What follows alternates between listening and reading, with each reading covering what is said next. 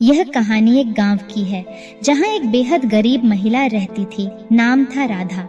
राधा की 3 प्यारी बेटियां थीं, अनिता, रीता और सीता।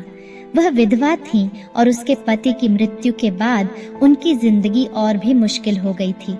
रोजी रोटी की लड़ाई में राधा ने अपने संघर्षों से कभी हार नहीं मानी। उसने अपनी बेटियों को भी शिक्षा का महत्व समझाया और उन्हें स्कूल भेजने का प्रयास किया। लेकिन अपनी सीमित आर्थिक स्थिति के कारण उन्हें सफलता प्राप्त करने में कई मुश्किलें आईं। राधा की तीनों बेटियां बहुत ही मेहनती थीं। तीनों बेटियां राधा की घर के कामों में भी मदद कराती थीं। वह हमेशा देखती थी कि उनकी माँ कितनी मुश्किलों का सामना करती है और फिर भी सकारात्मक रहने का प्रयास करती है।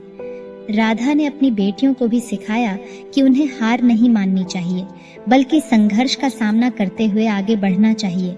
वह हमेशा उन्हें यह सिखाती थी कि शिक्षा ही एक माध्यम हो सकती है जिससे वे अपने जीवन की दिशा को बदल सकती हैं। बेटियों की पढ़ाई के लिए आर्थिक संकटों का सामना करते हुए राधा ने कई संघटनाओं का सामना किया, लेकिन वह कभी नहीं हारी और उसने अपनी बेटियों को भी आत्मविश्वास और संघर्ष की महत्वपूर्णता सिखाई। अनिता, रीता और सीता का संघर्ष भी कम नहीं था। वे अपनी माँ की सिखाई हुई बातों का पालन करते हुए पढ़ाई में अग्रसर होने का प्रयास करती थीं।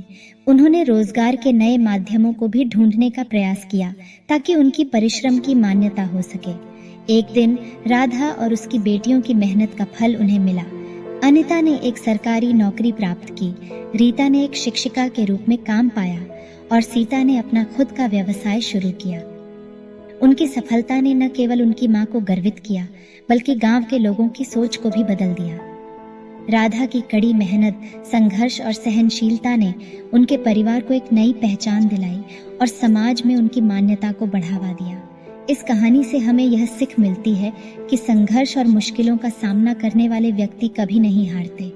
राधा और उसकी तीनों बेटियों ने अपने सपनों को पूरा करने में सफलता प्राप्त की और उन्होंने समाज को भी यह साबित किया कि उनकी गरीबी उनके महत्वपूर्ण योग्यताओं को कम नहीं कर सकती।